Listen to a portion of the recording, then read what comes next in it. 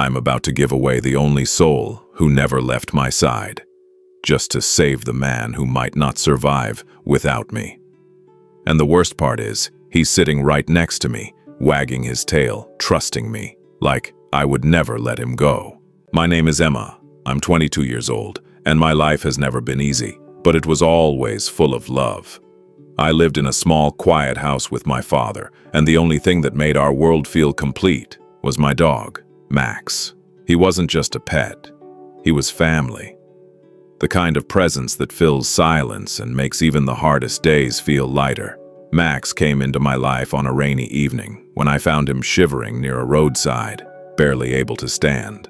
I brought him home, wrapped him in a blanket, and from that moment he never left me. He grew up beside me, followed me everywhere, and somehow understood every emotion I couldn't express. For us, happiness wasn't about money or comfort. It was about being together. My father used to smile and say that as long as we had each other, nothing else really mattered. And for the longest time, I believed that too. It happened on a normal afternoon, the kind that feels so ordinary you never expect it to change your life. My father had gone to work and I was at home with Max, cleaning and thinking about dinner. Then my phone rang, and the moment I heard the voice on the other side, something inside me felt wrong. They told me my father had collapsed and was taken to the hospital. My hands started shaking as I rushed there, my mind racing with fear, trying to hold on to hope. When I saw him lying on that hospital bed, connected to machines, barely conscious, it felt like the ground beneath me disappeared. The doctor explained everything calmly, but his words felt heavy and distant. My father needed urgent treatment, something serious, something expensive, and without it, his chances were very low. I asked about the cost, and when he told me the amount, I just stood there, unable to respond. It wasn't just expensive, it was impossible for someone like me. The next few days became a blur of desperation and exhaustion as I tried everything I could think of to gather the money. I called relatives I hadn't spoken to in years, hoping someone might help, but most of them didn't answer, and the few who did had their own problems. I sold whatever little I had. Old belongings, small pieces of jewelry, even things that held memories. But it still wasn't enough. Every night I would sit beside my father's bed, holding his hand, watching the machines, praying for some kind of miracle. Max stayed close to me through it all, waiting outside the hospital, greeting me every time I came back as if he could feel the weight I was carrying. He would sit quietly beside me, resting his head on my lap, offering comfort without saying a word.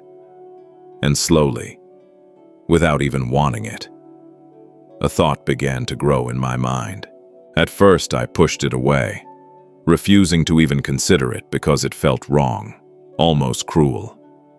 But the more I struggled, the louder it became, until I couldn't ignore it anymore. Max was the only thing I had that could actually bring in enough money to help my father.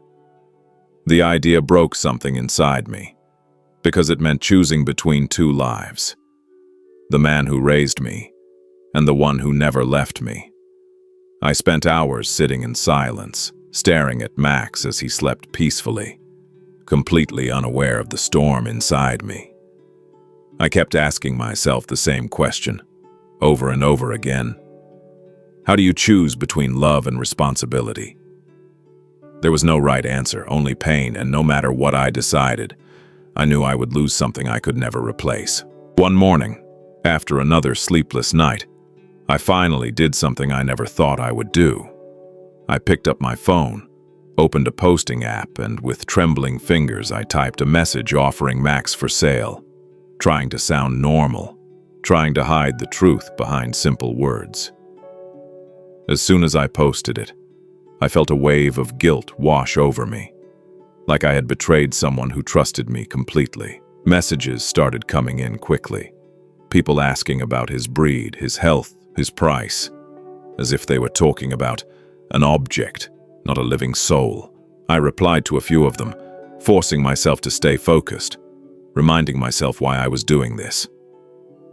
Then one message stood out, simple and direct. Someone ready to buy him immediately. No questions, no hesitation. I stared at that message for a long time before finally replying, agreeing to meet that same evening. That day I decided to spend every moment with Max, as if I could somehow make up for what I was about to do. I took him to the park where we used to go when life felt lighter, and watched him run freely, chasing birds, enjoying the simple joy of being alive. He kept coming back to me, wagging his tail, his eyes full of trust and happiness. And every time he did, it felt like my heart was breaking a little more. I sat on the grass, gently stroking his fur, trying to memorize everything about him, the way he moved, the way he looked at me.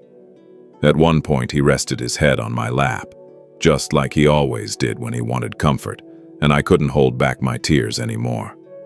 I whispered softly, apologizing again and again, even though he couldn't understand my words. When evening came, it felt like time had moved too fast, leaving me unprepared for what was about to happen. The doorbell rang and my heart started pounding so hard I could barely breathe. Max ran toward the door, excited and curious, thinking someone had come to visit. I opened it slowly, and there stood a man holding an envelope, his expression calm and businesslike. He asked a few questions, looked at Max, and then reached for him, ready to take him away. Everything inside me felt frozen, like I was watching the moment from outside my own body. As the man stepped closer, Max suddenly stopped, his excitement fading into confusion. He looked at me, searching my face, as if trying to understand what was happening. Then slowly, he moved behind me, pressing himself against my legs, seeking comfort, seeking protection. It was such a small moment, but it carried so much meaning, a silent plea that I couldn't ignore. In that instant, something inside me broke completely. And all the reasons, all the logic, everything I had told myself just disappeared. I realized that I wasn't just giving him away. I was abandoning someone who trusted me more than anyone else. Without thinking, I stepped back and shook my head, my voice trembling as I told the man I couldn't go through with it. He looked confused, then annoyed, reminding me that we had already agreed. But I couldn't bring myself to care. I handed back the money and apologized, knowing it didn't make sense to him, but it was the only thing that felt right to me. He left shortly after, clearly frustrated. But as soon as the door closed, I collapsed to the floor. Max came running to me, licking my face, wagging his tail, as if nothing had changed, as if he knew he was still safe. In that moment, I held him tightly, realizing that some decisions, no matter how difficult, have to come from the heart. The next day, I returned to the hospital, still unsure how I would solve the problem, but ready to face whatever came next. As I sat beside my father, holding his hand, a nurse approached me with unexpected news. A local support group had stepped in after hearing about our situation, offering to cover a large part of the treatment cost. It didn't solve everything, but it was enough to give us a real chance. Tears filled my eyes, not from pain this time, but from relief, from the sudden realization that sometimes, even when everything feels lost, something unexpected can change everything. Today, my father is slowly recovering, gaining strength day by day, and Max is still right beside me, just as he always was. Life is still not perfect, and there are still challenges ahead. But I've learned something I will never forget. Some things in life are not meant to be traded, not meant to be measured in money or convenience. They are meant to be protected, even when it feels impossible. Because in the end, love is not just something we feel, it's something we choose again and again, even when it's hard. And sometimes when you choose love, life finds a way to give you hope in return.